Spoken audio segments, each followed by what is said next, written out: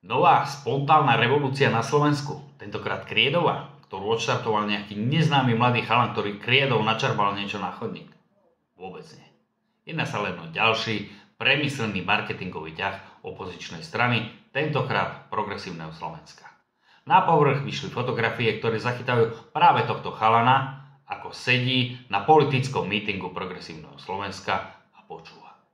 Neviem, či sa na tento počin nechal nahovoriť priamo Šimečkovcami, alebo ho zradikalizovali tie táraniny, ktoré tam počúval. To je jedno. Médiá to veľkodušne prebrali a prezentujú to ako niečo spontánne, ako niečo nové. Ale to je hlúposť. Je to len reklama pre Progresívne Slovensko.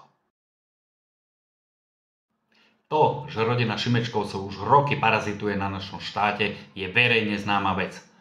A ich prípadné dosadenie do vlády by Slovensko nikam neposunulo. To musia pochopiť aj mladí ľudia.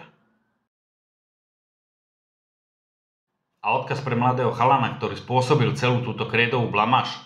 Chceš posunúť Slovensko ďalej? Prestan fajčiť trávu, prestan si lakovať nechty a začni vo svojom okolí pomáhať. Začni v malom, chod treba rozdarovať krv, alebo nájdi nejakú sociálne slabú rodinu a skús jej nejako pomôcť.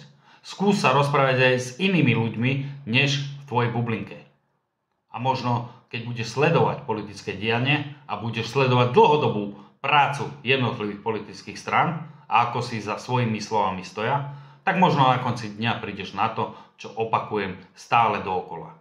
Na Slovensku sa nezmení nič, ak Slováci, aj mladí Slováci, neprestanú dookola voliť tých istých politikov minulosti.